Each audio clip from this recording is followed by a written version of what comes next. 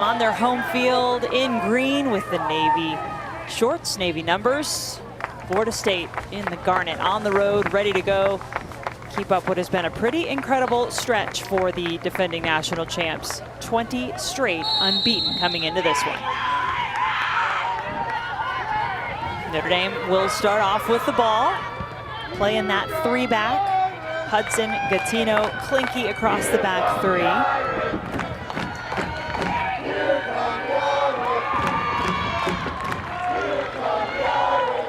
Morgan, I think one thing you'll notice with this Notre Dame team, it seems especially early in matches, they are not afraid to look quickly to the front line. They like to possess. It's part of what they've been trying to do, an identity they've been creating under Nate Norman, but they will try to get the ball up to their forwards quickly, especially in the first few minutes of a match. Well, they have the ability to possess in the run of play, but they also have those dangerous forwards. And if they do look to go in behind Olivia Wingate, who's going to track that ball down, we usually do see Maddie Mercado as well. Now you have Corbin Albert, who still has pace to her, but she provides a little bit more of a different 1v1 ability on that front line. But yes, if they go direct, you know it's going to be trying to find Wingate in behind.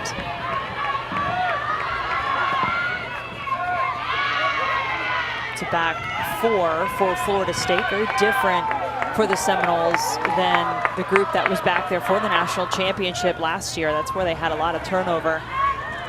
And no Heather Payne once again in this match today, who typically would be a starter on the back line for the Seminoles. She is away with the Irish national team, trying to qualify for next year's FIFA Women's World Cup.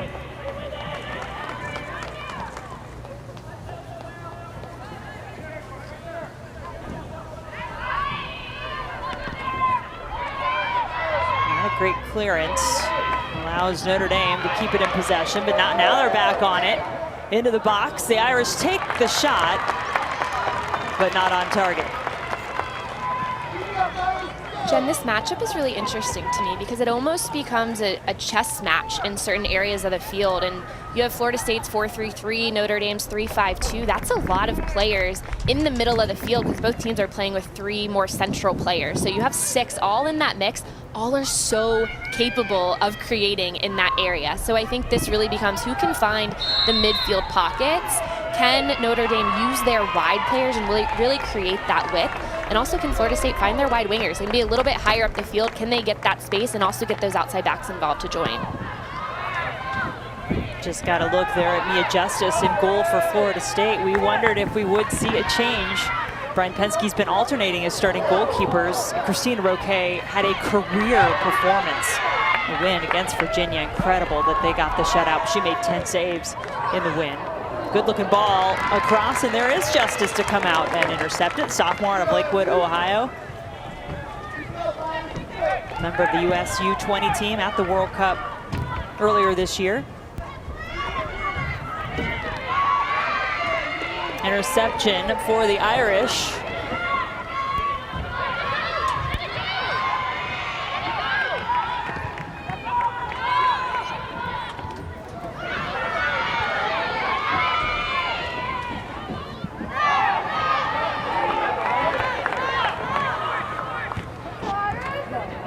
Hudson running it down on the near side here for the Irish.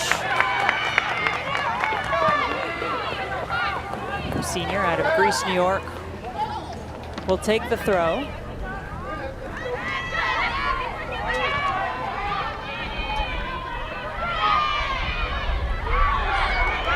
Irish doing a good job of putting the pressure on Florida State here early. They get another ball in the box. Always are looking for that threat, Olivia Wingate.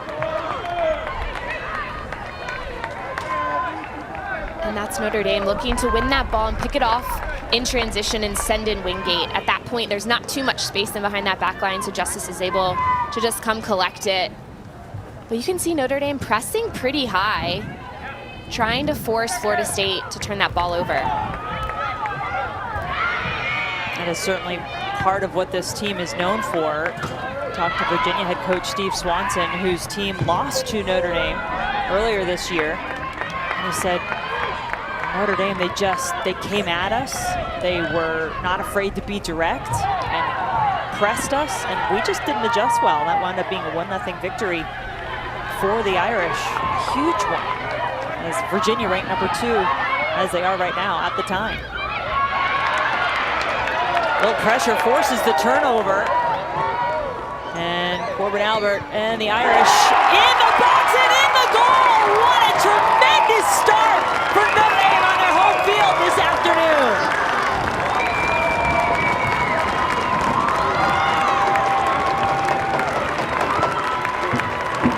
Well, Nate Norman told us that they were not going to sit back. It's not part of their identity. We see Notre Dame coming out, doing what they do best, putting pressure on the ball. And Corbin Albert, just 1v1 defending, closes the space there on Flynn. And then she's in behind. You see her cut off Flynn with her dribble. She has enough time to just pick out her placement. And Corbin Albert knows how to finish, finds that far post.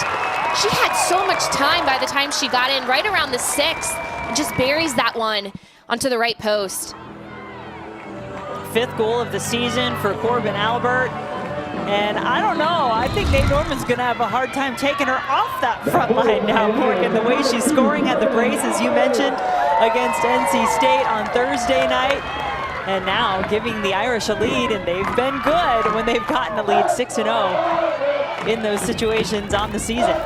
Here they come again, once again behind. It's Wingate. She is offside this time, but Notre Dame, Morgan, just has this Florida State defense, which has been so good, reeling in the opening minutes. And they're putting enough pressure that Florida State's having trouble. Their central players are usually the outlet for them. But the way that Notre Dame is pressing right now, it's not just the front runners in Wingate and Albert. It's those central players as well. You see Van Zandt cutting off spaces. So those options that are normally open, Notre Dame just came out and really swarmed the area because there's so many players in that middle as well. And not only has Florida State not lost this season, they're one of 4 teams remaining in the country in NCAA Division I, unbeaten coming into today. This is the first time they've trailed. So this will be a really good test for the Seminoles to see how they respond.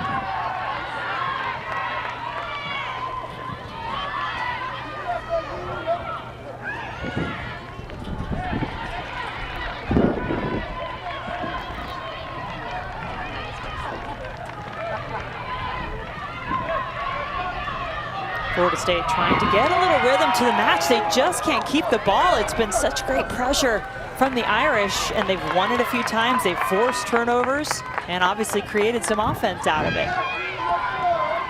I also think the beginning was a bit of organized chaos. It was organized from Notre Dame, but that ball was moving quickly in tight spaces, and Notre Dame really rose to the challenge. I think when it gets a little bit more chaotic, that kind of does work in the Irish favor, because they have the players who can just react quickly, and they can deal with it a little bit better when it's not as just on the ground possession. Notre Dame has the ability to do that, but I do think they thrive a little bit more when the movement's just faster and a little bit crazier for the time being. Florida State passing around, trying to find some options. Good little flick. Sometimes that can be just enough to spring that front 3. There's Jody Brown. You talk about how dangerous she has been. Beata Olson in the middle, and then Joe Echegini, transfer from Mississippi State, running for the ball now. Won't quite be able to keep it in.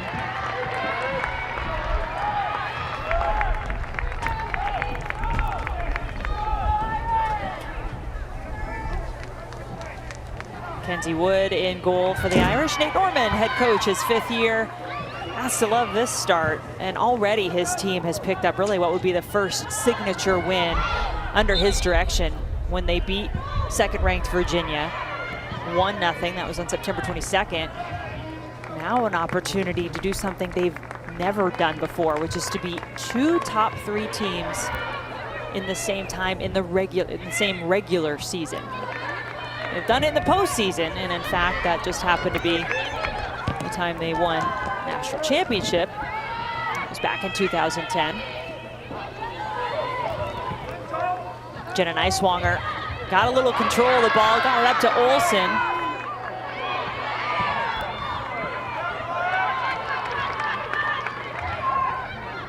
Neiswanger on it again.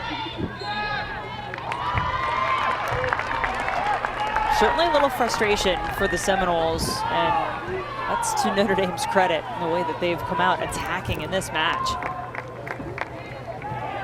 And I think the Noles just need to establish their possession at first, because they're a team, you don't really know what they're going to do. We know that they'll possess, they're very strong at that historically, but now they have that extra element and the ability to go over the top. So if they can get hold of possession. Well, they're gonna have to defend again! Oh my goodness, Notre Dame, and Wingate doubles the lead!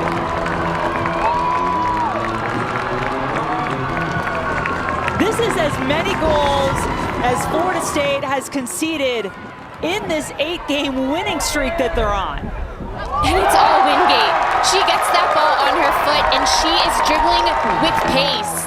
That's not an easy shot to make because of how quickly she's moving, but she's in full control the whole way. She has Flynn on her back pocket, able to hold her off as she strikes through.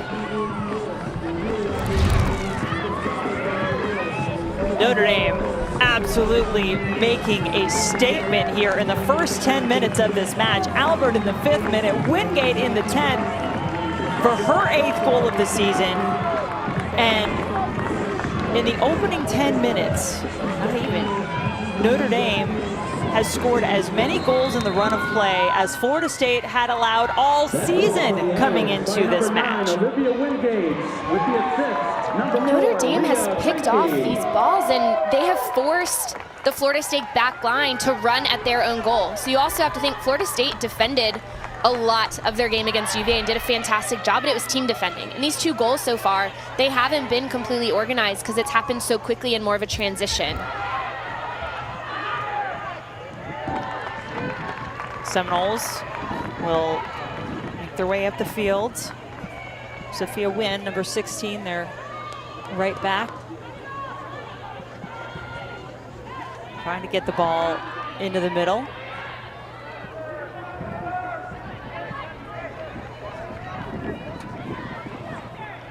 If I'm the Noles right now, I'm holding the ball, I'm knocking it around. They have had so much success just being patient in possession, and they can go forward, but bring it back. Get your center backs back on the ball, and they don't need to play the penetrative pass. Yes, that's on at times, but right now, they have to be able to move the ball and connect passes.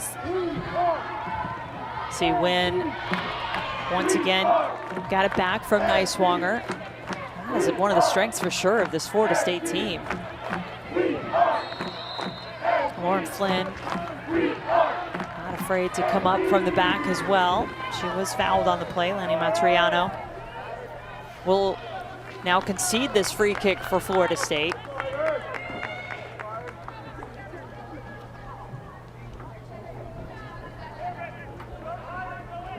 And this Morgan is always dangerous territory when you've got somebody like Jenna Neiswanger, really a set piece maestro. Wynn is there as well, but you'd expect this is Neiswanger's if she wants it. She will take it with the left foot. Not the best of service.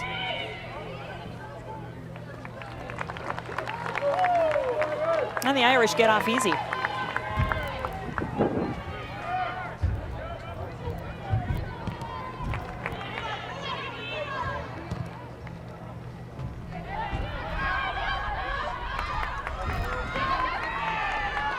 Ron Ely. Now to Heather Gilchrist, a freshman who stepped into one of those starting center back positions for the Seminoles.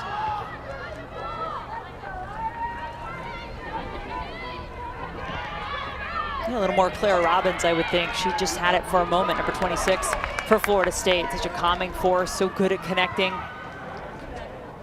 Martinez puts that ball up and out.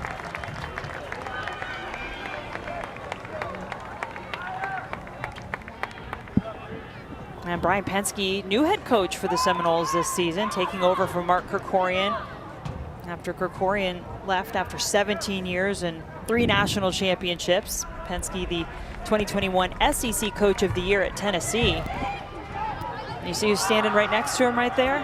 That would be Christina Roque, his other goalkeeper who had a career-high 10 saves on Thursday night. And while I in no way place these first 2 goals solely on the shoulders of the goalkeeper, you do wonder if there is some questioning as to whether they should keep alternating keepers when you've had such a tremendous performance, and now they find themselves having conceded 2 before this one even really gets going. Robbins into the box. Was there a foul? Florida State says yes. And it looks like a penalty kick is coming for Florida State. Clara Robbins in her 7th season with the Seminoles. Let's take a look, Morgan. Well, Robbins closes the space, and it looks like Martinez loses her balance and definitely takes out Robbins there.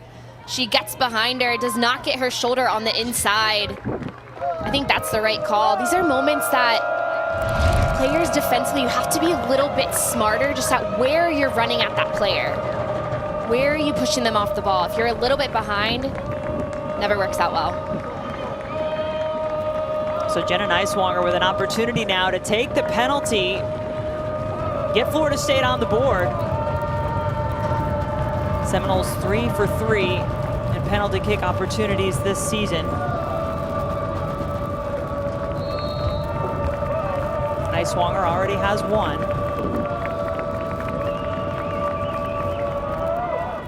Neiswanger did get it in the corner. Did not get it in the corner. Couldn't tell if it hit that upper 90 or not. It was just a bit wide, and that is the first miss for the Seminoles this season from the normally very reliable Neiswanger. And she picked out her corner, but just missed that left post. Brown into the box now, though, as Florida State attacking quickly after the penalty miss, regaining possession.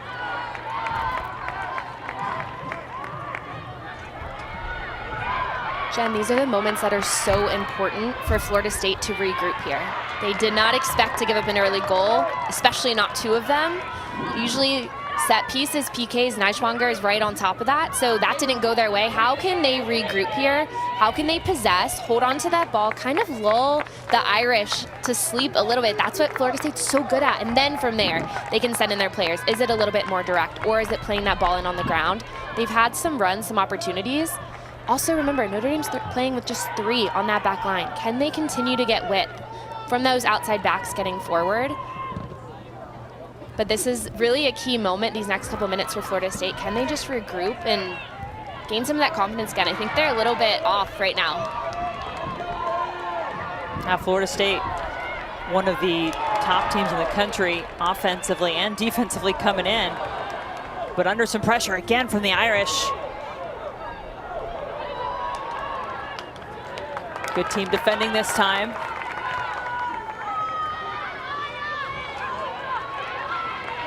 Olsen, though, just lost it, gives it right back to Notre Dame.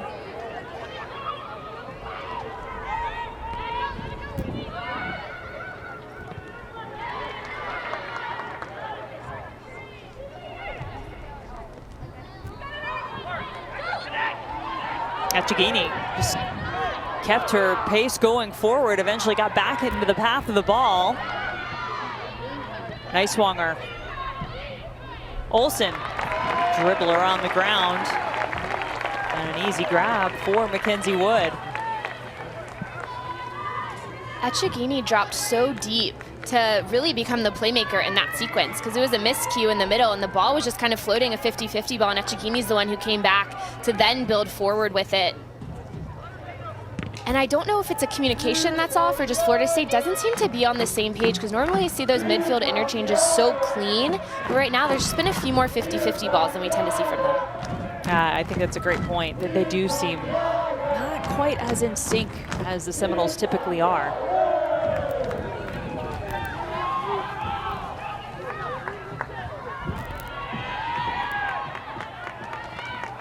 There's Leilani Nesbitt, player you mentioned, has been so good at holding midfield position, which is a new one for her this season. Number 13 for Florida State. Takes the ball away, just read it really well. Wants to immediately kickstart the attack. Up to Brown on the right-hand side.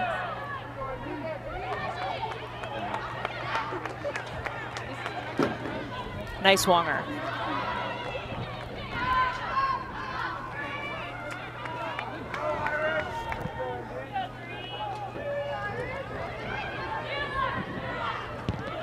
Ron Ewai.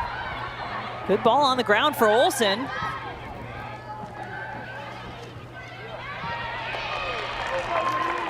So far, that Notre Dame defense holding strong, and they've been really good this season, Morgan. I mean, they don't give their opponents an awful lot of attempts at goal. They allow just 2.1 shots on goal per game by their opponents. And it really is a team effort with Notre Dame because they have those 3 defenders, and it's the wing players that really drop deep. They get some help from their central midfielders as well. But in Florida State's last opportunity, when Olsen got the ball at her foot, she played it wide to Wynn. I would love to see a little bit more width from Wynn, because by the time she collected it, she's right at the corner of the 18. She has so much more space that she can just get wider to then be able to open up. But at that point, it didn't really force Notre Dame to shift at all in their back line, because they were still in that central area. Nesbeth. Now she's vacated. Does that mean there's a little more of a vulnerability for this Florida State defense? Wingate already has one. This one saved at the corner by Justice.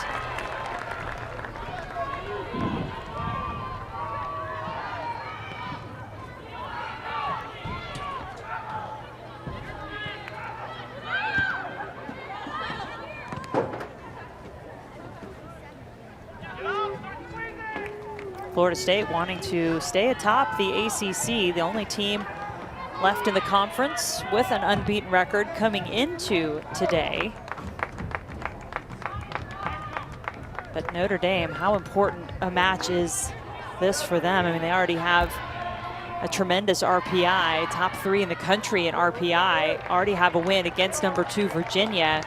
So you think about from both standpoints, and I know it's early, Morgan, a lot of match to play, but as for what's on the line for Notre Dame, should they get a result here? I mean, it helps them in the ACC standings, of course, but also really looks good on that NCAA resume. Well, it looks really good on the NCAA resume when you look at RPI, because their loss to Pitt. Pitt has an insanely high RPI. So when it comes to postseason implications, that loss specifically didn't hurt them too much. So there's so much to play for always when it comes to the ACC, but that's just what makes conference play so much more interesting. So we're not just talking about, okay, who's going to make the ACC tournament, and that is important for postseason, but every single team you're playing technically has postseason implications, because it can either help or hurt when it comes to just that RPI ranking. Neiswanger had it just taken off her foot. I feel like we've said that a couple of times. I mean, Notre Dame has gotten after Florida State today. And it is one thing to have that in your game plan, to come out and think about pressing and turning a team over. But to do it and to then be composed when you get it in possession, I think that's when you really look good. And that's what Notre Dame has been able to do well so far. They are fortunate that they still have a 2-goal lead, Morgan, sorry, with that penalty kick miss from Neiswanger. Overlapping run here has EY pick it up from Robbins.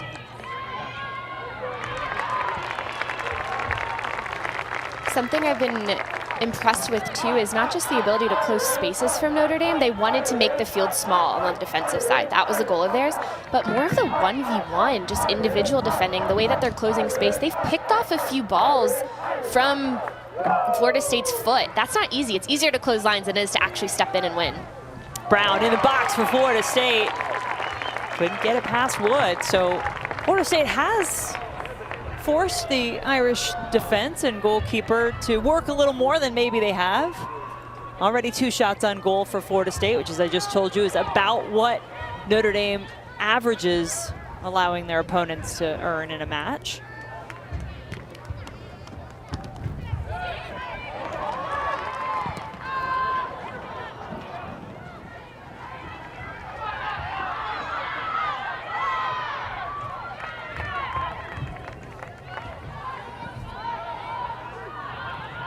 Wynn turns it over. This was in some trouble, launched it upfield. It winds up with the Irish, and that turn, that patented Wingate turn, is so good. Certainly what helped lead to the 2nd goal of this match. And it's so good too, because she had been peeling away in previous opportunities, looking for the quick direct ball, but she realized in that moment, no, it was actually on to find her on her feet. It's also not easy to turn so quickly with a defender on your back, and not just any defender, but some of the best defenders in the country game over game, especially when you're looking at Lauren Flynn today.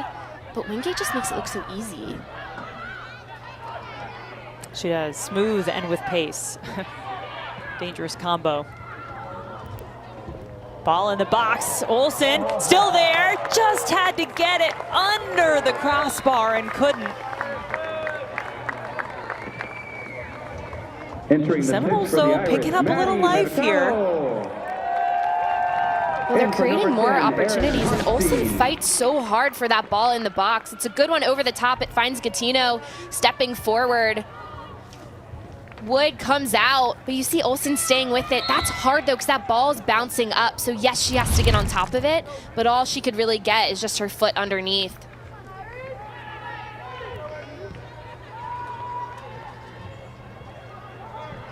It's like Maddie Mercado has checked into the match. 7 goals on the season for the senior out of San Diego. Been dealing with an injury, a bit wrapped up, but good to see her out there. She replaced Honstein.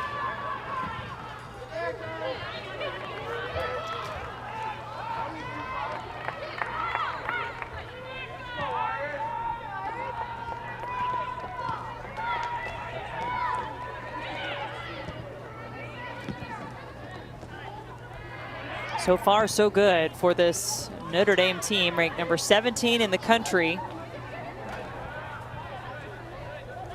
Trying to make a statement on their home field on a Sunday afternoon against the top team in the ACC, number 3 team in the nation. Florida State, defending national champs.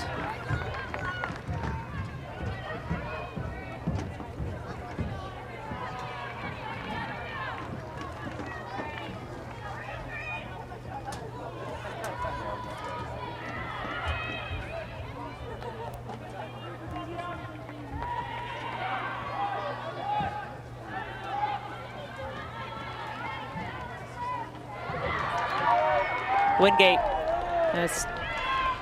charges forward, took it away from Wynn, right along the sideline. Now the Seminoles back in control.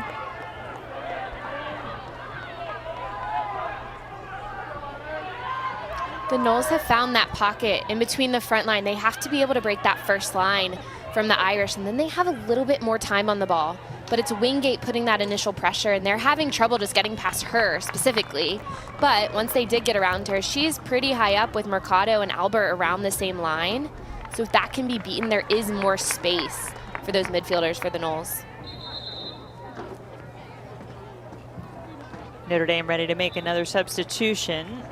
And it's more speed coming in off the bench. Ellie Osbeck is ready to come on. I think she'll take the place of Kati Drozina at one of those wide midfield positions for Notre Dame when that change is made.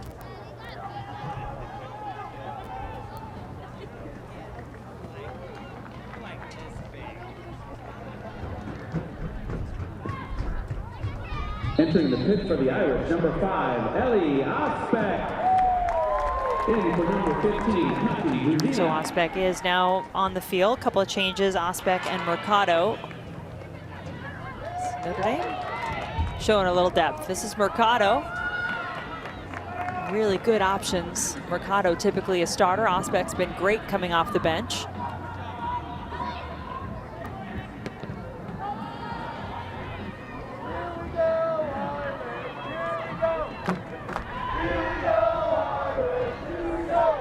Triano met by Echegini, who's trying to imprint on this match a little bit. That front line for Florida State, they have had some opportunities. Had the penalty kick that was earned by Clara Robbins out of the midfield and then missed right around the 15th minute.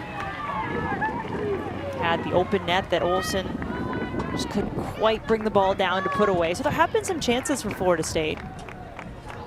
It just hasn't been as continuous, or we've seen it just more disjointed, which you don't normally see from the Noles. They tend to have that consistent build-up and just create chance over chance, but now they're more so creating it just when they get those opportunities. And normally that's what we see from their opponents and just the pressure that they put on them. Florida State in a really significant stretch of their season right now too. They had the match, obviously big win at Virginia on Thursday, at Notre Dame today. Then they host Duke, they host North Carolina. And these are some of the top teams in the conference they're having to run through. This is going to determine a lot. Echegini taking her time, had Robbins to her left, almost wide open.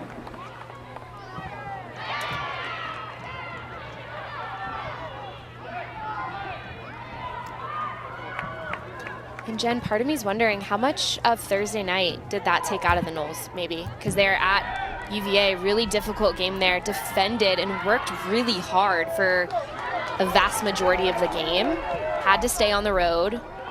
Did that play a factor in the start for today? I think that's a great question. I mean, look what happened to Notre Dame after they got their win over Virginia. Then they turned around 3 days later and wound up losing to Pitt 3-1. Sometimes those big matchups take a lot out of you. They do, and it's not an excuse or anything, but Sunday games are very different from Thursday games. Just the approach for it, the game is earlier, it's a different feel for the type of day that it is. So sometimes it is hard to really get going, especially for the start of Sunday games. Ball in the box, up for grabs, and now in the gloves of Justice. Let me just take a look here, as there was potentially some contact with the head. As Mercado with her head down for Notre Dame.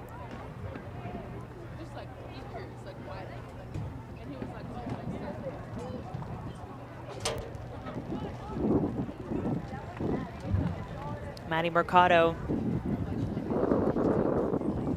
Great season for the Irish, 7 goals, 2 assists, only 9 minutes played on Thursday. You can see her leg is wrapped, but this is the collision that's caused the stoppage. It's between 2 teammates. Looks like Mercado and Martinez going up. Mercado got the brunt of that ball in the air. So Mercado is going to come off. I mentioned she had just 9 minutes played on Thursday, only getting a handful of minutes here in this match now before she has to be removed, at least for now. Hopefully, if she is cleared, she'll be able to return. But that'll bring on Sophia Fisher, sophomore of Scottsdale, Arizona, number 11 in her place. And a reminder too that if she passes concussion protocol, if that is indeed what they're going to have to check out, she would be allowed to re-enter. Does not count as a sub. Whereas normally you go off in the first half, you cannot re-enter until the second half in college soccer. It would not be the case in this situation.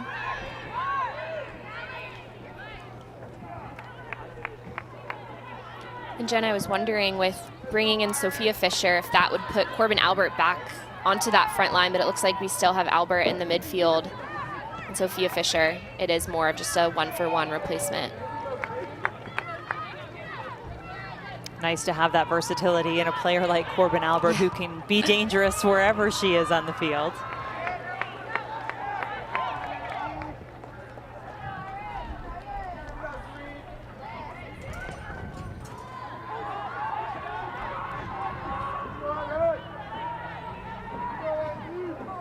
I think this is one of the areas where you've really seen this Notre Dame team take some great strides over the last few years, that they can keep the ball, they can possess, make their opponents defend. Now they can play a little more direct when needed, but they also have this aspect to their game. And it's also against a team of the caliber like Florida State, where you can really see that and measure that. Good to see Mercado is back on the field now. But yeah, that's a great point, because Florida State typically averages over 60% possession in any given match. So if you are able to possess against a team like the Seminoles, that is certainly speaking well to your ability.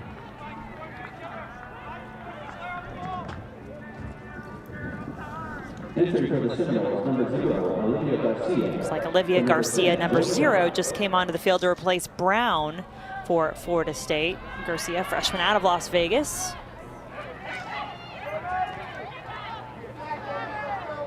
Unfortunate that ball just hit the back of the heel of Beata Olsen as she was trying to make her run forward. Robbins trying to defend. Albert back to Mercado. Kiki Van Zanten has been so good. 4 goals in the last 7 for the Irish. Ava Catino, such a rock there in the back. Does manage to hang on despite a couple of Seminoles in her vicinity. You can see Niswanger lift her head, look up, wasn't on.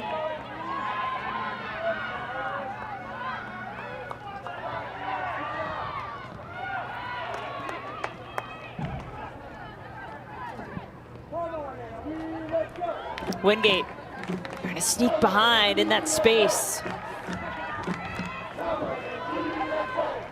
Coming up tonight over on ESPN2, we have a huge MLS matchup for you between the Portland Timbers and Real Salt Lake. That's 5 Eastern on ESPN2 and the ESPN app. Always a lot of excitement around Decision Day in MLS. Timbers can secure their place in the playoff, either a win or a draw. Real Salt Lake needs a win. Love this time of year. We'll be there soon in college soccer. It'll be here before you know it. October just flies by, it feels like. I feel like it's too soon to start talking about postseason implications, but it's not. It is basically here. We're down to the stretch, especially with some of the teams and some of the games, especially like at Florida State, just who they have down the stretch. We should be talking about it right now because it's so soon.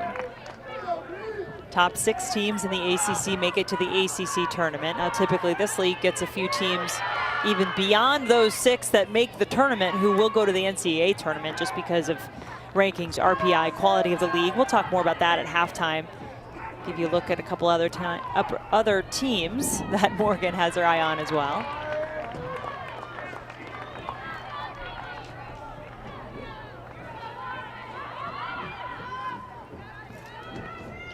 Goals in the first 10 minutes today for Notre Dame, shocking the Seminoles, putting them in a 2-0 deficit, and this is a team that has not trailed at all this season until today. Dangerous ball in the box, hard to read. Mercado upended. There is no whistle. Our referee Nicole Green this afternoon.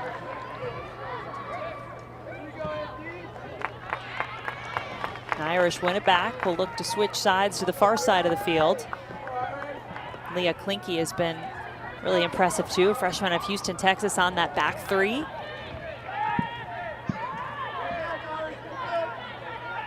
Echegini, you said it earlier, Morgan. Boy, she has really dropped. Just trying to get herself on the ball, involved in the match. Typically a lot wider, a lot higher for the Seminoles. Well, and you see her, she keeps coming, putting her hand down. She wants the ball at her foot, and what that shows me too is that the midfield's not fully clicking right now, so someone else is going to try to step up with it. Even going in for the tackle, she wants to make a difference in this game. She did all she could right there, but from the ground, just could not keep possession. And now there is a whistle. That's Garcia trying to chase after the ball. Both teams making some changes now with just under 12 minutes to play.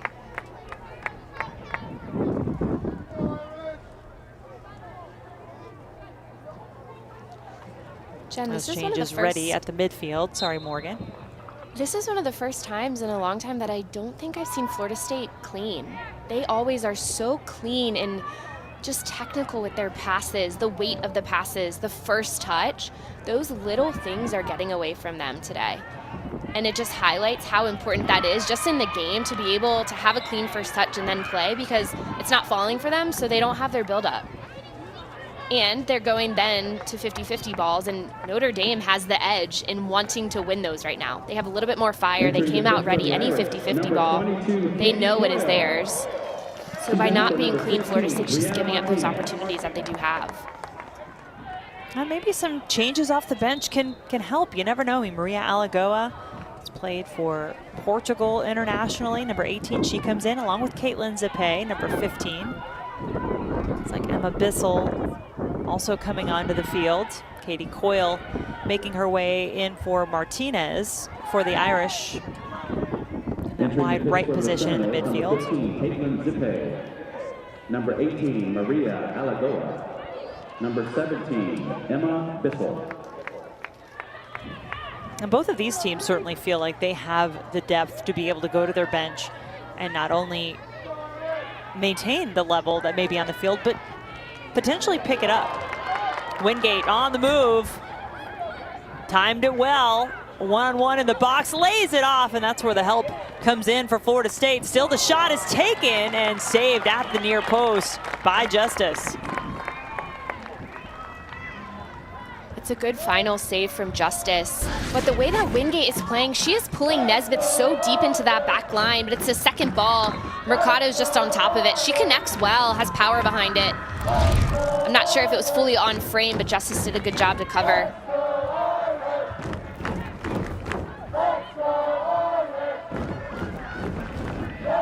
And Nesbitt has dropped herself just to collect the ball back into this back line, trying to stretch out these Notre Dame attackers just to give them a little bit more time and space on the ball.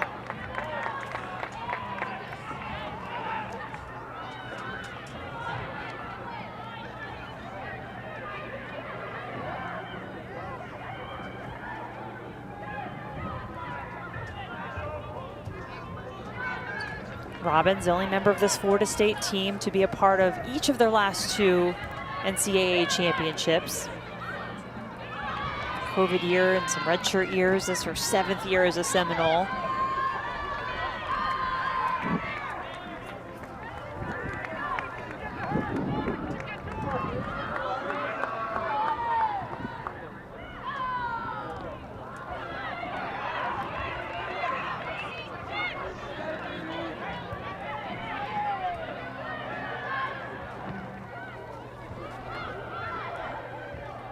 This is Bissell chasing after it, but to no avail.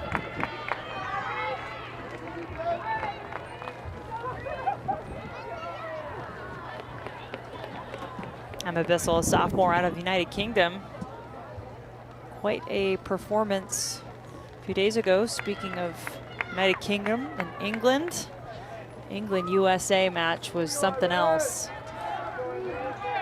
Really exciting. I think should get everybody ready for the quality we're going to see next year. FIFA Women's World Cup on an international level. England getting the win 2-1 over the U.S. And Nesbitt down, but looks like she's getting back on her feet. There is a card on the play. It's like Mercado, the player who's booked.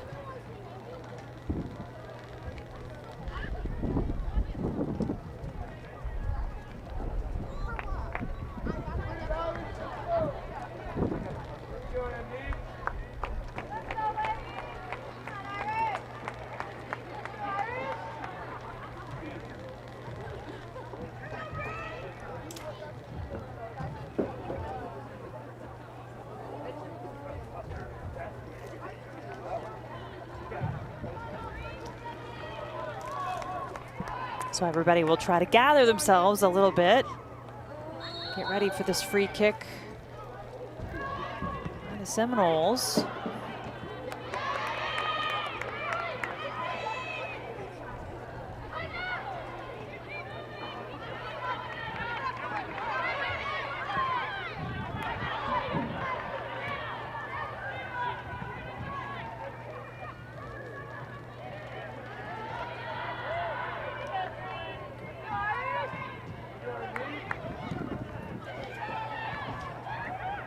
A lot of numbers here for Florida State. Ball in the box. A little out of reach, though. Garcia can't get there. Entering the pitch for the Irish, number 11. Jen, the Noles are loving their right side. They haven't really looked to even find the weak side, this left side of the field. They keep building. Even when it comes to the middle, they're turning again and going back out to that right side. I would love to see them get UI forward a little bit. Can she join into the attack, just to add a different dimension and really stretch the field a little bit wider? Well, they have about 6.5 minutes left in the first half to find any adjustments. Saw those changes. Ashley Zugay, number 21, coming in for Notre Dame, along with Sophia Fisher, number 11, back in. Remember that first sub didn't really count against her as she came on for just a few minutes when Mercado had to be checked after being involved in a collision with her head.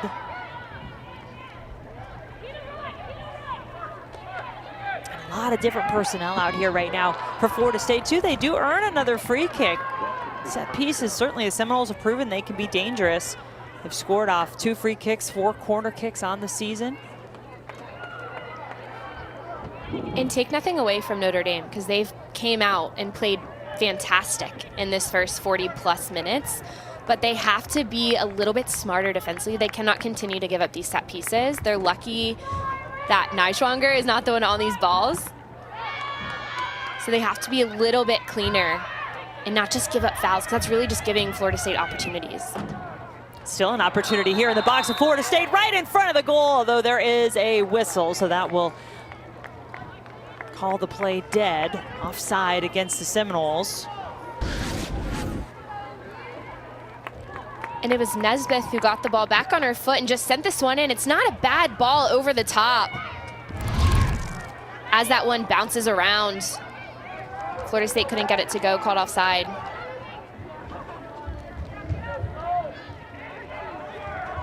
Five minutes left in our first half. One the Irish will feel very good about after getting goals in the first 10 minutes to take a 2-0 lead.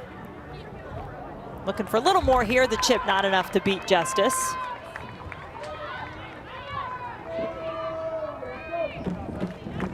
Jen, we talked in the open just about the numbers that Florida State likes to send on the attacking side, but right now it's Notre Dame that's actually doing that. In that last bit, they had about 5-6 players in the box putting pressure on. And I just don't think we've seen that in this first half. I do expect for Florida State to regroup. I think we'll see more of that possession in the second half. I think they'll have a little bit more purpose to it as well. And we know they have the ability to play direct. So I think they will choose to do that at times. But I think they'll be a lot cleaner when we see them in the second 45. Florida State has been a good second half team as well. 35 goals on the season. They are, by the way, the #1 scoring offense in the country. Haven't seen that yet in this match. And they've actually had some difficulty in their last 2.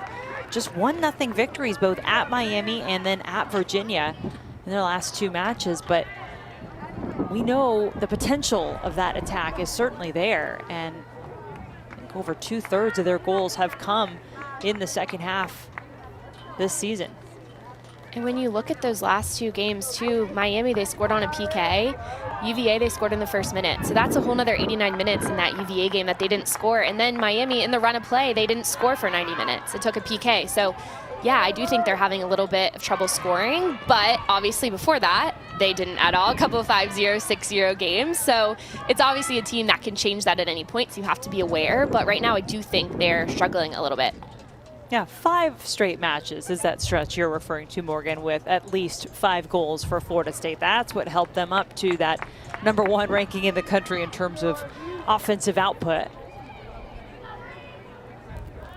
And that's insane, because that also went through ACC play. You have to remember, it's not just that they weren't playing anyone, weren't really challenged in non-conference. No, they were challenged in non-conference, and it even bled into the regular season for ACC. But certainly the Seminoles facing a challenge right now, the likes of which they haven't faced quite some time.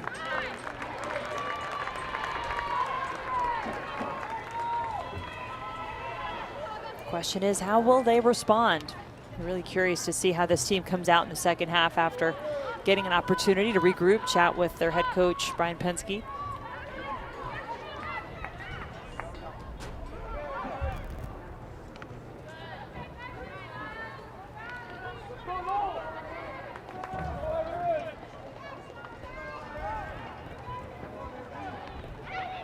Ball into the box. Mercado, quick with her touches.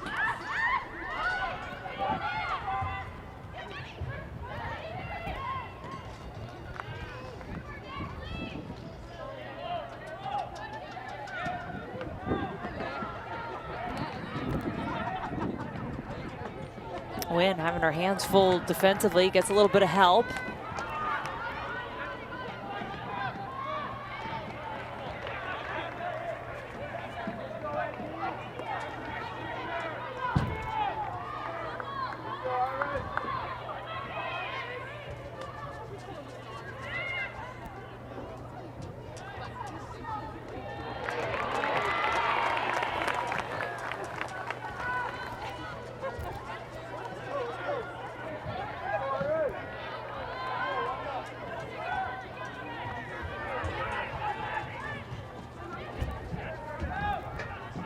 Approaching our final minute of the first half, 1 minute, Notre 1 Dame, minute left in the half. 2-0 lead so far over the defending national champs.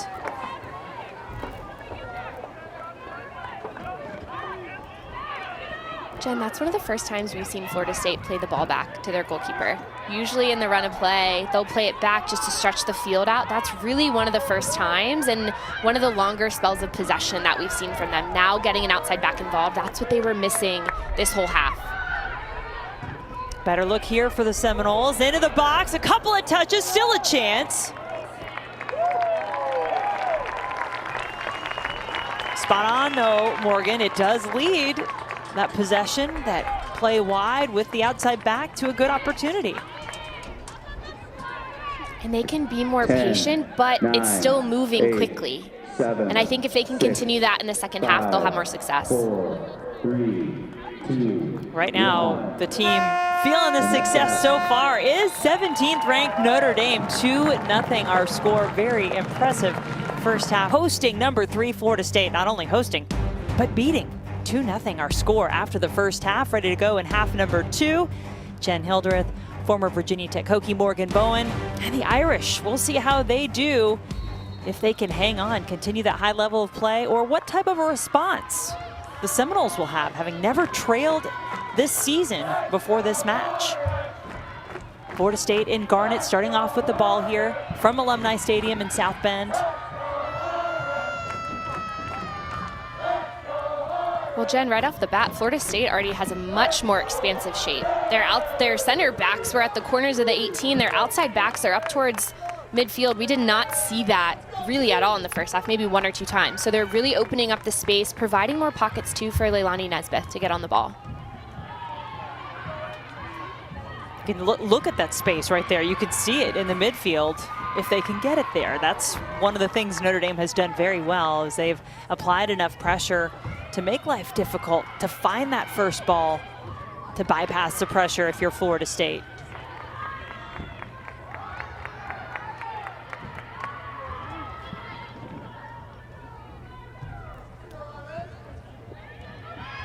Gilchrist over to Flynn. Those are the 2 center backs you just mentioned. Now this is Sophia Wynn.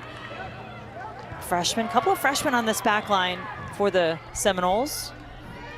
Did have quite a bit of turnover from last year's national championship team, especially on that back line. Notre Dame, though, just turning the corner.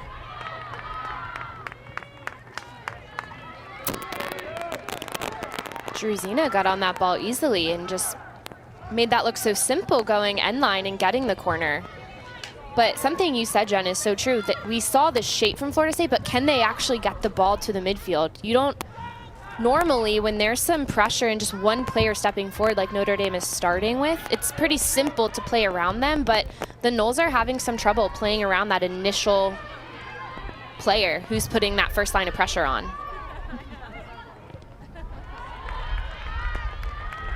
Looks like that attacking front 3 for the Seminoles back intact to start this second half.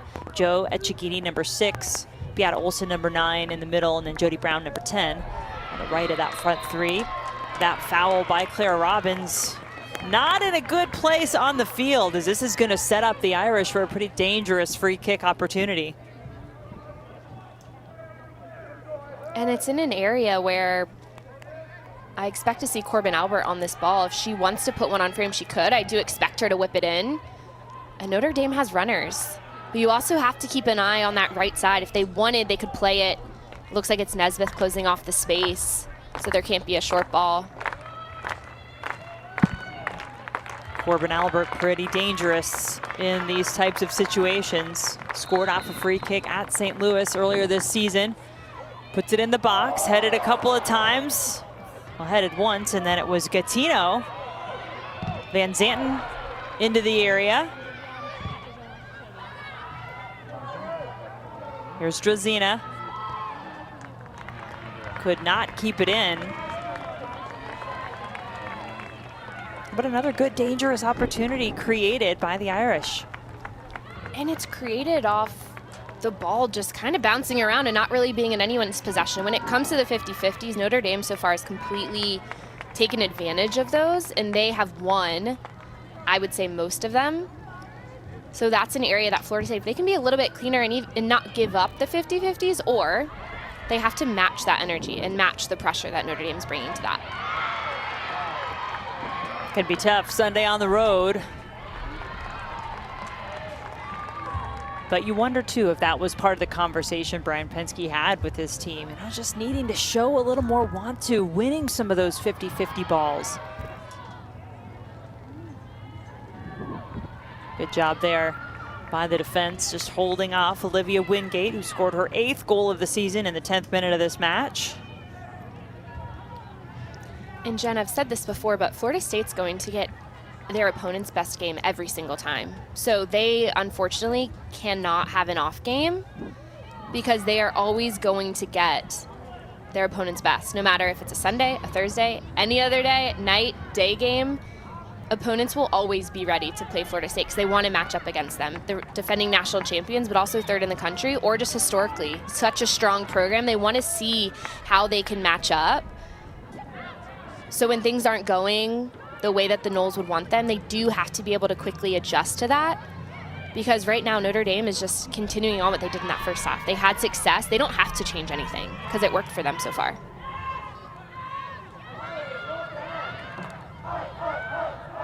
A little more Florida State-like here. Didn't see them really get into much of a comfortable rhythm very often in the first half. Echegini, edge of the area, got some experience. Echegini with the Nigerian senior national team earlier this year, made her first start against the U.S., a couple of those friendlies. And you talk about Florida State getting the best from each of their opponents. They know that's going to be the case, the success they've had and sustained over the last few years. Look at Notre Dame wearing the green this afternoon. Traditionally, those green jerseys, I'm being told, reserved for when they take on a top-ranked opponent. Well, Florida State not quite there. They're number 3, but the Irish wearing them anyway and playing with the hunger you'd expect against a top-ranked team. Corbin Albert bounces it off a Seminole defender. I would just request that maybe, we work in some white on the numbers, just a little something to help us out from a visibility standpoint. Otherwise, they're pretty sharp. That last buildup, though, for Notre Dame was dangerous. That ball back across the face of goal, but Florida State did a good job defensively. Robbins was able to drop in after Gilchrist tracked her player she had to go with. That was a lot better from the Noles, just on the defensive side of things.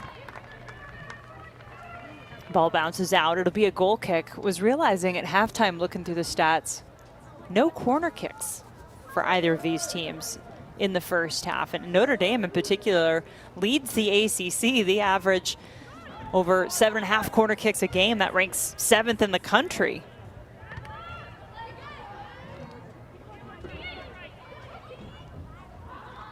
I'm sure our stats can support it more, but I don't really think we had many goal kicks either. I feel like the game was more so just in the midfield. Maybe went out for a few throw-ins.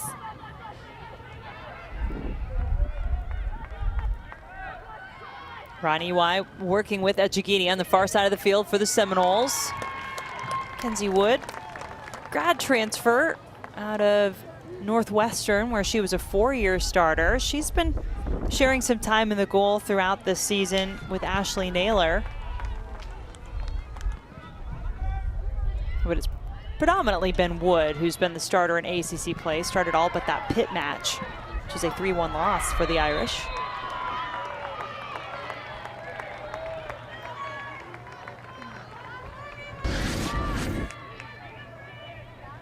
Corbin Albert does not shy away here. She's so good at getting the ball back on the floor. Nesbitt does what she needs to do to get into a tackle there, draws the foul. I don't mind that from Nesbitt, though. She's a little bit off balance. I do think she's beat. So going in for that tackle there is not the worst thing, just to slow down the play to allow Florida State to get behind the ball.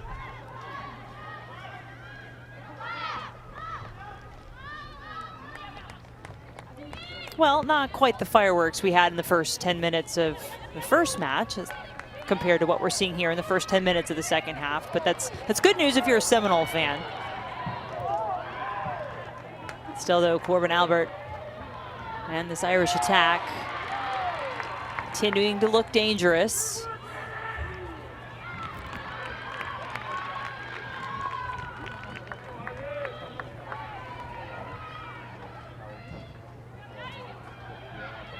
I like that Justice decides to play short here, because this is really when Florida State can find that buildup, is when they move it forward, get their center backs on the ball. They have the ability to play make and just set play. So I like that Justice is looking to create that. But you still see just the way that Notre Dame is stepping and limiting the chances that the Noles have to play out. Yeah, I mean, look at this trouble. Oh, Wingate could have done better with that. And it's really just 4 players starting that. So you have your 2 front runners, your attacking mid, and then your winger really closing the gaps, and then everyone else just kind of fills in behind.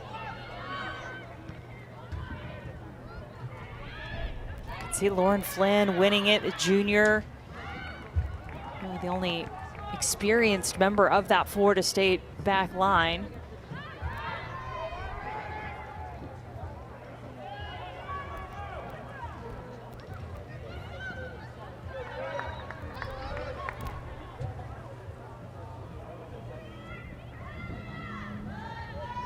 Florida State just trying to let this ball get out of bounds safely. They do a good job of it.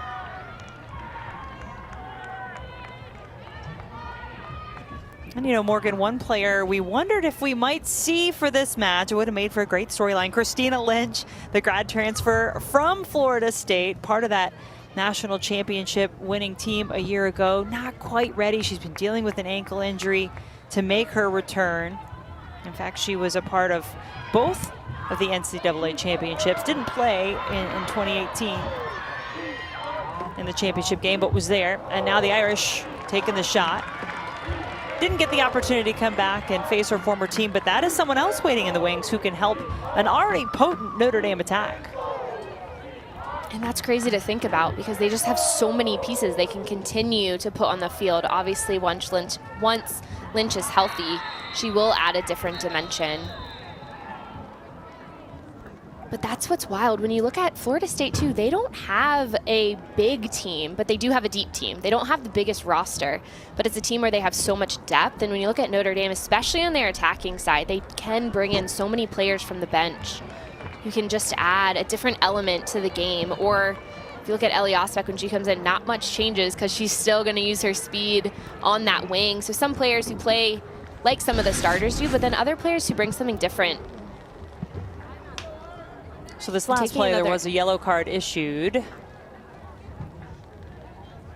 Well, and that's the second time Gattino has been caught in some tough tackles in the past few games. Excuse me, it looks like it was Klinke. And after a bit of confusion, statistically, that yellow card we are now finding out was issued to Beata Olson, Florida State. Makes a little more sense with what we saw. Either way, on we go. A couple of bookings we've had in this match. Mercado had one in the first half for Notre Dame. Now Olson in the second half for Florida State. Would expect to see Maddie Mercado again, by the way, for Notre Dame. Did not start this match. Did come on in the first half and play just over 20 minutes.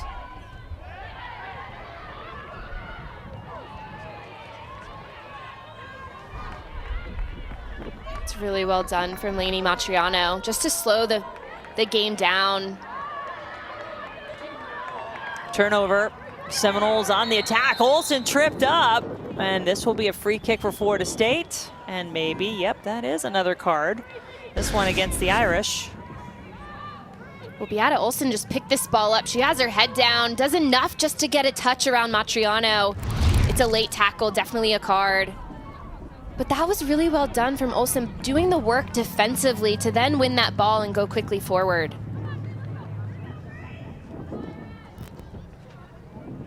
So free kick now for the Seminoles. Neither team yet has been able to capitalize on some pretty decent set piece opportunities, at least from free kicks. Nobody's had the corner kick yet. Nesbitt and Nicewanger, the two options for Florida State.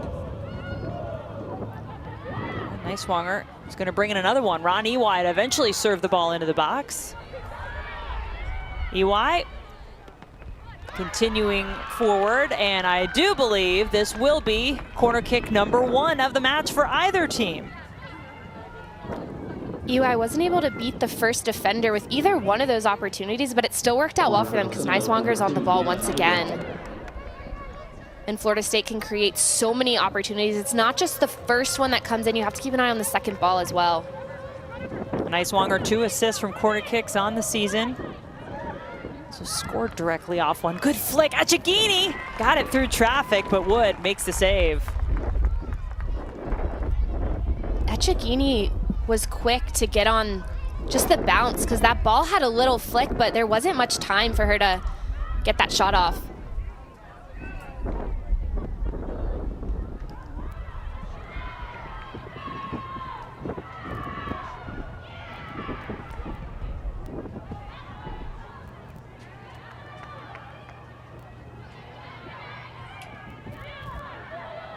Achigini had a hat trick earlier this season. First at Florida State since 2017. Did that on the road against Boston College.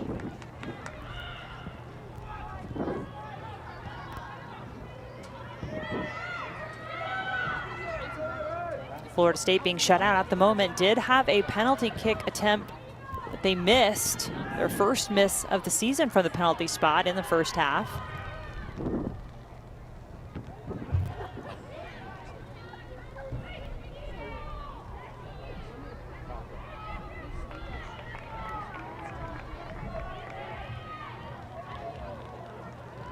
Jen, it doesn't happen often. It doesn't happen often, but I love seeing Nesbitt and Van Zanten one-on-one. They obviously are usually, one's a little bit deeper in the midfield depending on where the ball is, but those two players going 1v1 at it, they have very similar attributes, but also some things that make them different. I love watching that. It's a good matchup there. Yeah, two really impactful players in the midfield for their respective teams. Both with some international experience as well. Nesbitt having played for Bermuda. And then Van Zanten, what an experience she had. Helped her Jamaica team qualify for the World Cup next year. Did that at CONCACAF. Had a game winner coming off the bench against Costa Rica.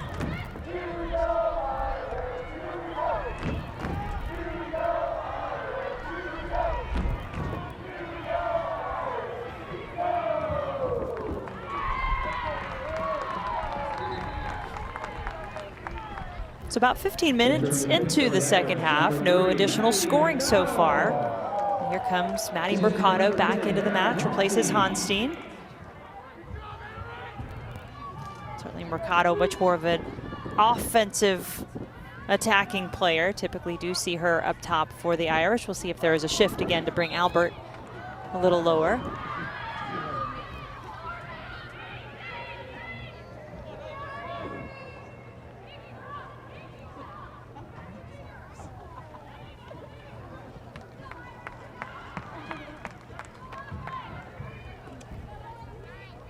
There's Nesbitt. That ball's just a step too far. Those are the little things that I don't think the Noles are able to click on today. They're usually so clinical, but that ball from Nesbitt, that's the right idea. It's just a couple yards too far. And at that point, it's easy for the Irish to step in and win. Very nearly the Noles get behind there. Good flick forward, Brown running on. And Jen, it doesn't sound like much. I know it seems so nitpicky, but sometimes the difference between a ball being set up for your teammate and being in a good spot to putting them in a 50-50 or not even giving them a chance to win it is just about a foot. There's about a foot difference in between. Because it's so, especially when you're playing a top team that's very organized defensively, it's so easy for them to cover ground or step in. But the ball has to be played to the right foot, the left foot, whichever one it needs to go, the near foot. But when it's off, it's really hard to build a possession from that.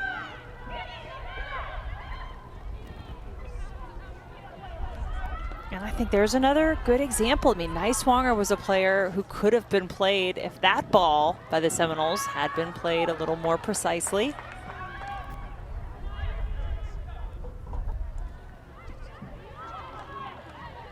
And you're fully allowed to be nitpicky, Morgan, when it comes to assessing the number 3 team in the country in particular. They would be as well. Very high. Yeah, I know they'd be saying, they'd be saying the same thing. Because that example you had too with Niswanger, if you're going to play her through, give her a better opportunity to get it, or play her feet. She's a player that can get that ball on her foot when there's defenders all around her. She can still combine and create from there.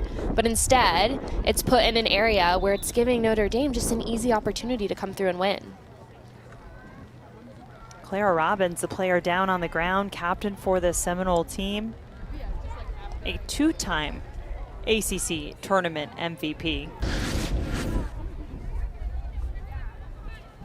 And Niswanger, the ball was popped up and it's Hudson running through. It doesn't look like much, but Niswanger definitely got the rough end of that with how she came down. And then Robbins continued to play through, and we saw her go down shortly after another little tackle. Something that stands out to me too, Notre Dame is running through the ball. That's not a bad thing. It doesn't mean they're fouling, but they are running through like they know they're going to win it. And we're seeing Florida State do a little bit more of the poking type of thing. They're just kind of putting a foot in, just trying to poke through, and they're not winning the ball, and that's why they're also ending up on the ground just a little bit more after those tackles. Niswanger picks it up middle of the field, sends Echegini on the run. Oh, did all she could to keep it in, but then just winds up putting it out of bounds.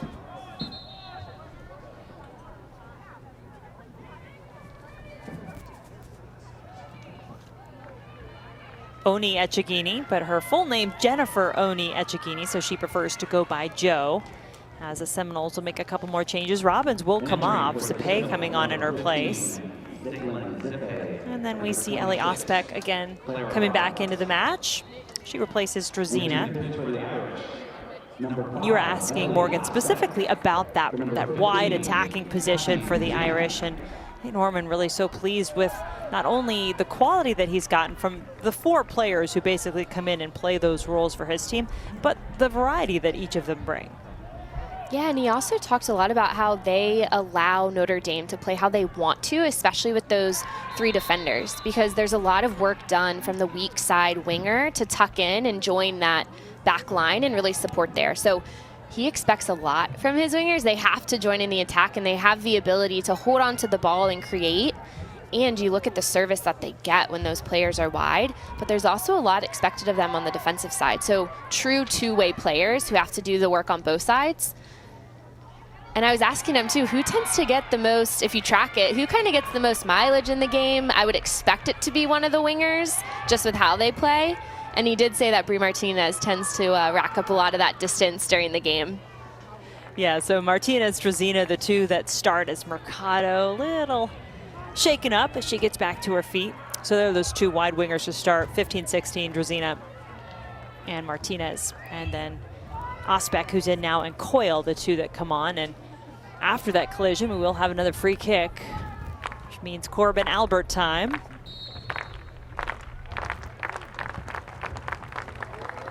Albert lobs it into the box. It's also Gatino time.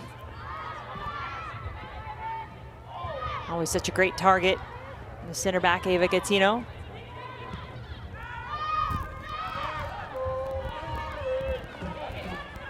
And you'd think opportunities like that would be a chance for Florida State to counter when you only have 3 backs to begin with, and then Gatino certainly is up there trying to provide herself as an option in the box.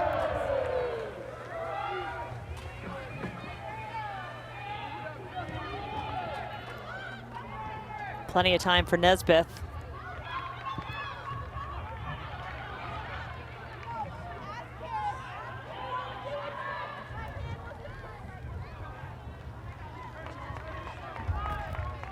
Our Week 5 Monday Night Football matchup is an AFC West rivalry game between the Raiders, who had their first win of the season on Sunday, and Patrick Mahomes and the 3-1 Chiefs.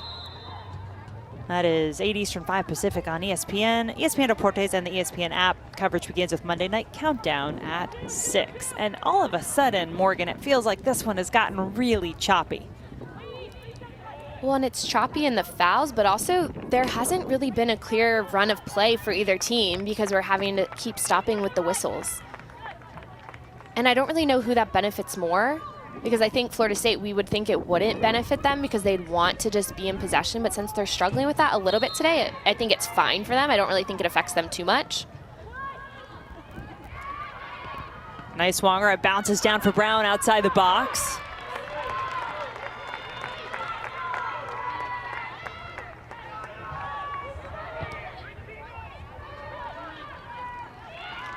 That's the right idea, because the pay is coming over and she's showing for that ball, but they're just not able to hold possession.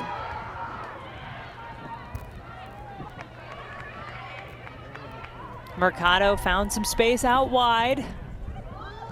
Martinez, really an errant clearance attempt. Osbeck around the corner into the box. Little bit, an inch or two behind Mercado.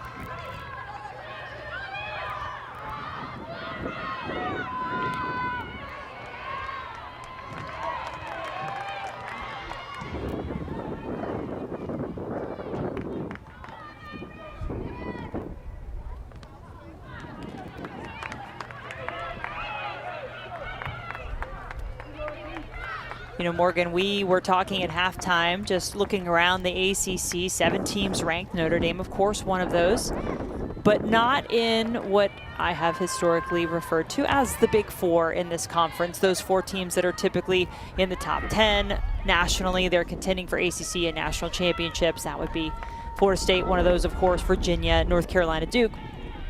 But does Notre Dame need to be in a serious conversation now as a title contender, not only potentially in this league, but in the entire country, based on what they're doing here today against number 3 Florida State, and also considering what they did against number 2 Virginia, a 1-0 win a couple weeks ago? Notre Dame has impressed me for last year, especially the year before, but last year's when I really started having my eyes on them, knowing that they were returning a lot of players. And I think this season it's really showing when you look at Corbin Albert. She's only a sophomore. She had an outstanding freshman campaign. She's getting even better. Think about what she's going to continue to do across her career. Then you have Wingate, you have Mercado. Obviously, your winger is what they bring. Kiki Van Zandt, who's in a whole new position this year and is just playing a different game right now. So I do think Notre Dame is knocking on the door to kind of be in that conversation. It just comes down to, can they compete for the rest of this regular season? Can they compete throughout the ACC postseason? Can they compete in the NCAA tournament? It's just the consistency aspect that I do think sets your Big Four apart from every other program. It's just the consistency year over year. It's not just a great regular season performance or 1 or 2 postseasons. It's all 3. When you think regular season, ACC postseason, and NCAA postseason, they're always consistent there. I think that's the difference. Yeah, I fully agree with that. And also agree that nobody should be taking this Notre Dame team lightly. Not that I think anybody is. I mean, the Irish are ranked as high as number 6 earlier in the season. They've bounced around in the rankings, now at number 17. Certainly expect, if this result holds, that number to go up. They're definitely not playing like the number 17 team in the country. I definitely even thought that before this game. They deserve to be higher just with what we've seen from them. Osbeck has been having some success on this side. Great ball that just goes wanting across the face of the goal. Martinez. She goes down in a heap. There is no whistle from our referee, Nicole Green, other than to point for the goal kick. Osbeck is not afraid to go end line. She's gotten by Win a few times, goes straight to that end line, knocks the ball across. If she can have a little bit more bend, bringing that back at a diagonal, I think it'll find Wingate's foot a little bit easier, or Mercado on that backside.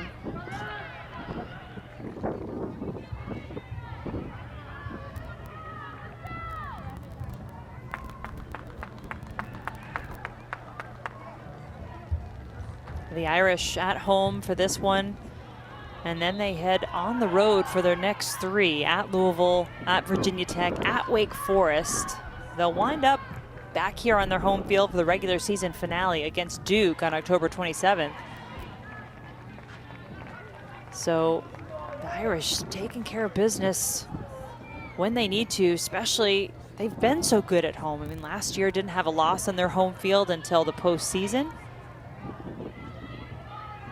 Just 1 loss loss so far this season at home. Wingate stays with it. Oh, tries to set up Albert Mercado! Notre Dame makes it 3!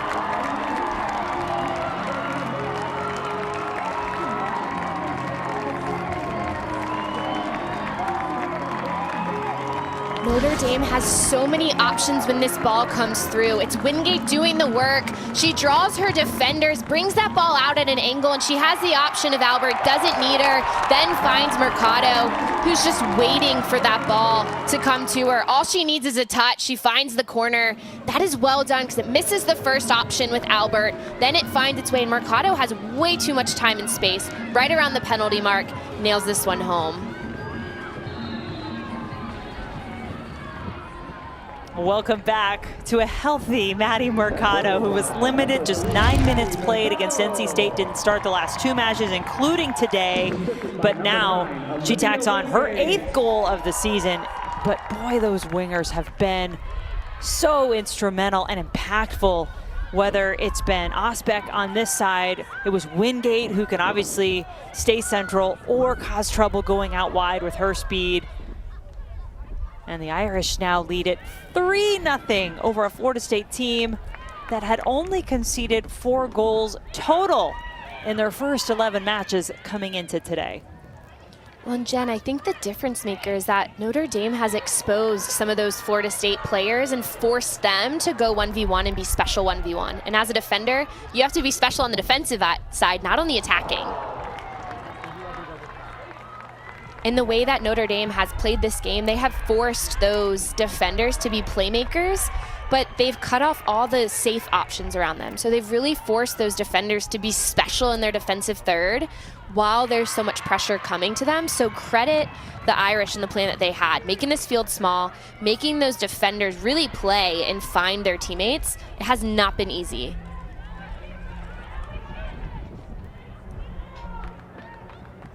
You have to go back to the 2020 season, the last time Florida State allowed 3 goals in a match. That was actually a win for them as well, by the way. 4-3 on the road in Charlottesville against Virginia. Crazy game. It's not quite as back and forth in this one. It's really been all Notre Dame, and you just wonder if this Florida State team they've been punched in the mouth. They've tried to respond. They just haven't been able to. You mentioned it is a very short roster for Brian Penske, who, when he took over this Florida State team in the spring, basically had to re-recruit all of his players. A majority of them were in the transfer portal. Not sure what was going on with their program, obviously, when the news of Mark Krikorian stepping away surfaced. So he does not have a very big roster, not what you would typically see. Just 21 on the roster. I think he told us he was only traveling with 18 or 19 on this trip. And some of that can start to catch up with you, especially when you're on the road in the ACC and you go down early. Wingate once again going one-on-one in the back. Little stumble and bumble toward the goal, and just is able to get there in time. I'm wondering what would have happened if Wingate went down on that one, because Nesbitt holds her ground. I don't think she really actually hits her much. It looked like more in the run of play. But Jen, another question that's coming to mind is we've talked about this goalkeeper battle. I'm not saying at all that Mia Justice is the reason those goals went in. I don't think so, but you have to wonder, just with team cohesion, when you don't have a very large team, yes, you have a deep team, you play your players, but you don't have a very large team, so your starters are playing a majority of those minutes. At what point does that also start to catch up to you? Especially when we're talking about getting closer to the postseason. If I'm a coach, I don't actually believe that you can continue to rotate your players, especially in the postseason.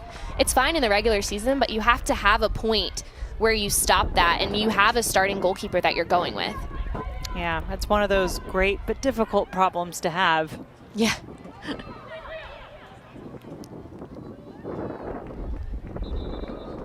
And do you think, Morgan, we see any sort of a shift now? I mean, down 3 goals, Florida State just really having to perhaps make some drastic changes that we would not have seen them go to earlier in the match?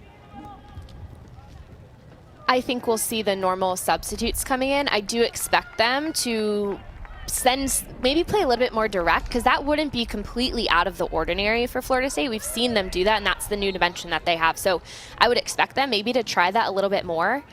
But I've just been really surprised. I've said it so many times in this game how Notre Dame has limited the midfield options, but how Florida State hasn't really adjusted to that at all.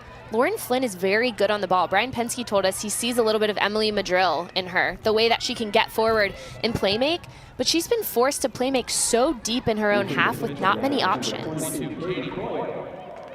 Olsen looked promising, but couldn't finish.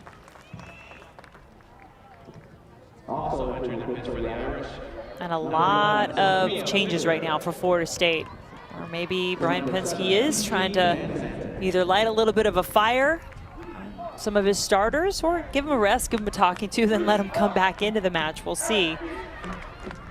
But I think everybody but Olsen on the front line has been switched out. A couple of the attacking midfielders as well. Neiswanger's not out there. Robbins went out earlier, though that was potentially due to an injury. We'll see if hopefully she continues to fare well.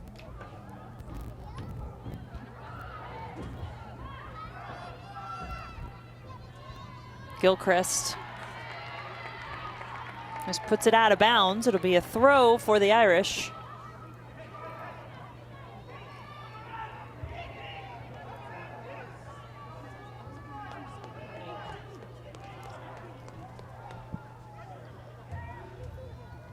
Perhaps one of the biggest results of the weekend, and maybe more than that, of the season, really. If you look at what Florida State has done, one of 4 unbeatens coming in. They've won 8 in a row, unbeaten 20 in a row, dating back to last season.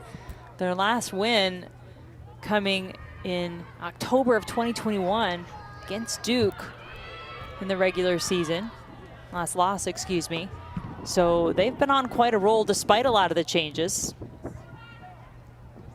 And we've talked a lot about how we haven't seen the normal Florida State team, but Notre Dame has been so impressive. We've said that a few times. They've also never beaten 2 top 3 teams in the regular season. So this would be a huge win for them in many ways, especially when you look at just the program as a whole. But I think this could be, yeah, and I think this could be good too for the Noles to regroup a bit. Obviously, they don't want to lose, right? But I don't think they had peaked yet, but we always talk about not wanting to peak too soon. So could this be a really good time to reevaluate? Because it's not like they're losing to a team that they should have won 5-0, 6-0 like we saw. This is a very good Notre Dame team that's highlighting some opportunities that they have. So this can be something that they regroup a little bit for, because we know they have a really tough stretch. So what are they going to focus on before they see Duke on Thursday night?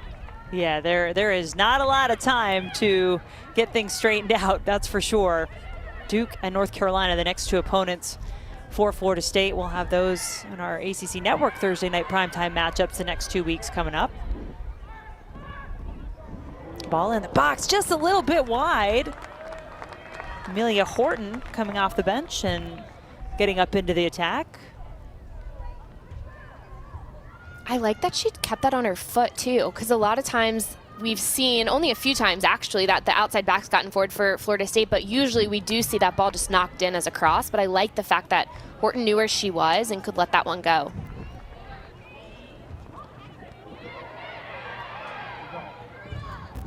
Mercado immediately put under pressure by Alagoa.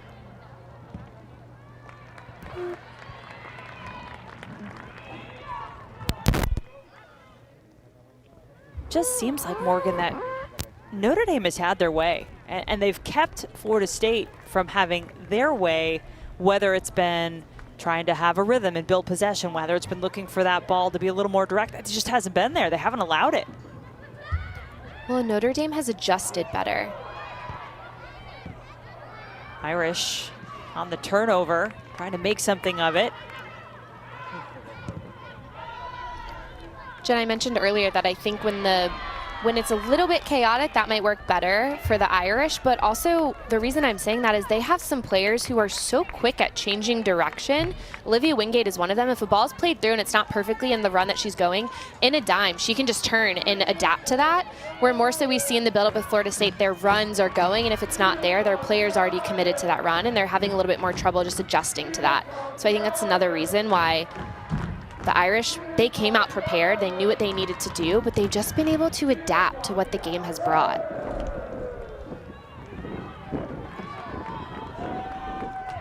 So far, that adaptability along with 3 goals and a pretty impressive defensive performance from the Irish have them leading defending national champs 3-0 with just over 9 minutes left to play.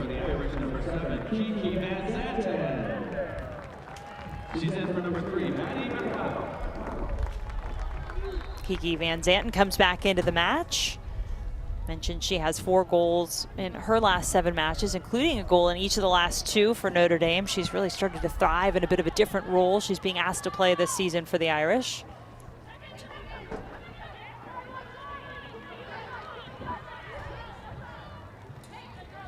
Notre Dame may be thinking they want to break out these green jerseys a little more often, which is fine by me as long as they work on the visibility of the numbers a little bit.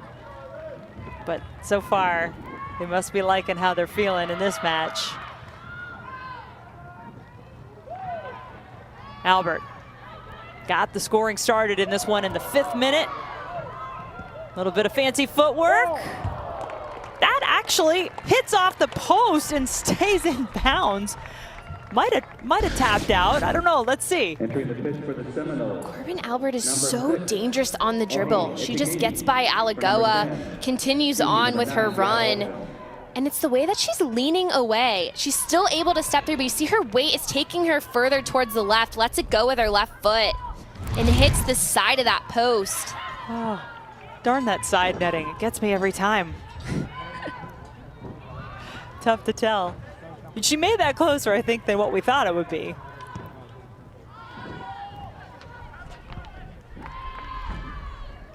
Corbin Albert, preseason All-ACC selection, just a sophomore, 3rd-team All-ACC, All-Freshman team selection last season for the Irish. She had 12 goals, 4 assists, including 8 goals in her last 11. Really finished strong. Katie Coyle, nice move. Still has the ball at her feet, takes 3 Seminoles to get it away from her, and then you know things are just not falling your way when you try to clear it and it just bounces off the back of your own teammate. Luckily though, for the Seminoles, it winds up with justice. Coyle created all of this, and it was so many players in the middle. She goes down for it. Well done closing the space from Nesbeth too, though. Wingate in behind. 1-on-1 with the keeper. Wingate! 4-0 Notre Dame!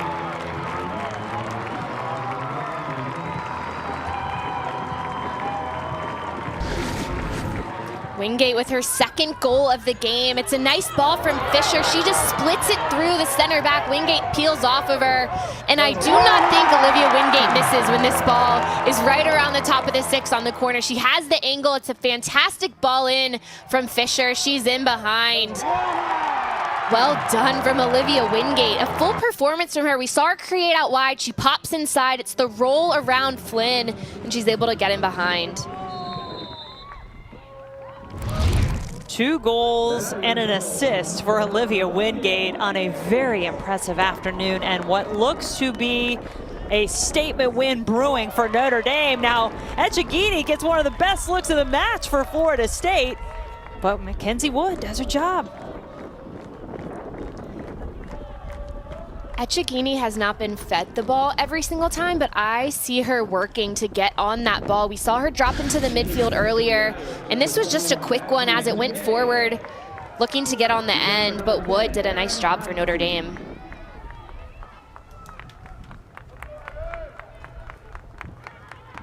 Five saves in the match for Mackenzie Wood. Trying to preserve what could be perhaps the most impressive shutout of the season so far for the Irish. Would be their 8th of the season. Remember, they also shut out 2nd-ranked Virginia. And as Morgan reminded you not so long ago, Notre Dame has never beaten 2 top 3 teams in the same regular season ever. They did it once. That was in the postseason on the run to their last NCAA championship, 2010. Irish have won 3 NCAA titles, as have the Seminoles, but Florida State's have come much more recently. Their last couple anyway, of course, last year and then 2018, the two most recent for Florida State.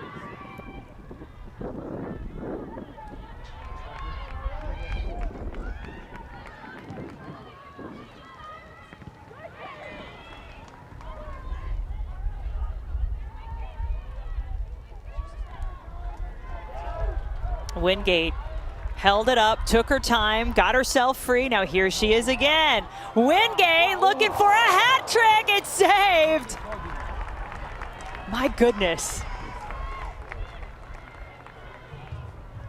She is a handful. My hands are over my head right now. I cannot believe the performance we are seeing today from Notre Dame. And don't forget, on our call, Nate Norman told us that he thought Florida State was they had the best midfield in the country and that they were the top team in the country. The performance that he set his team up, the plan that they had coming in, and how they were fully locked in from that first whistle, I am so impressed with what we've seen from the Irish. Not just with how they've played, but how they played their game and also knew what they had to limit for the Noles.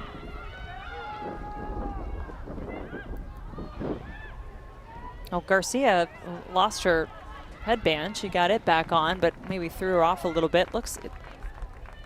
She's got it back in place. You know, there are always multiple parts to a match if you take an early lead, right? Especially against an opponent who's ranked as high as Florida State is, and you're the underdog in the match. So Notre Dame gets the early goals, right? That's a great start. Then can you hang on? That's the next question. Well, their composure has been there, their effort has been there all afternoon long. And they continue to attack. Another opportunity, it's Albert. The side netting did not get me this time, just a little wide. This buildup was so simple for the Irish. It went all the way through the midfield, pinged its way through, went back to Albert. She did not miss by much there. It goes for the near post. But something, too, to think about, Jen, is could this game have been different if Florida State hit that penalty kick? Sometimes to get a result, you need a little bit of luck, and I do think it might have worked out for Notre Dame early on because that would have been a 2-1 game. Florida State would have been completely back in it pretty early on. That's a great point, because you already feel like things aren't going your way. You have a chance to shift momentum if you're Florida State. That penalty kick attempt happened about 5 minutes after Notre Dame had scored their second goal of the match. And then to have the normally very reliable Jenna Neiswanger miss from the penalty spot just kind of continued some momentum that the Seminoles did not want to have, go in the wrong direction as everything continued to go Notre Dame's way. Yeah, and after that, it was almost like they were just waiting for what was going to switch the momentum, and I do think that penalty kick could have changed things for them, and they just weren't able to get back into it. And unfortunately, sometimes when things aren't going your way, it's hard to connect those passes. It's hard to get that consistency again. I never really saw a hard tackle setting a tone or a really clear opportunity. So I do think a little bit of luck helped out Notre Dame today, but that's just at the beginning. Take nothing else away from their performance, because this is a decisive result that we've seen today.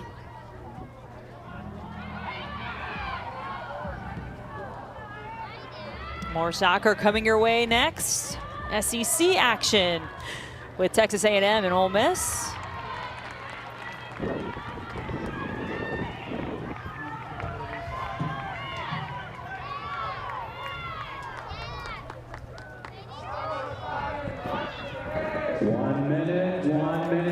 But Morgan, what a performance today. This is a statement performance for the Notre Dame Fighting Irish, who are set to hand Florida State their first loss of the season. And Notre Dame getting results against a very high-ranked Virginia team not too long ago, learning a couple things from their loss against Pitt, and not just beating number 3 Florida State, but a 4-0 result. I think Olivia Wingate was outstanding today. Corbin Albert, I do think she proved a point to Nate Norman. She might have to stay in that front line because she can create a lot up there, giving more issues for them, figuring out the lineup. But Notre Dame, they can continue to roll from this result. Fighting Irish will carry a lot of positive energy onto the road for their next 3 matches. 8, 7, 6, 5, 4, 3, But today, put some respect on the name of Notre Dame. 4-0 winners over Florida State.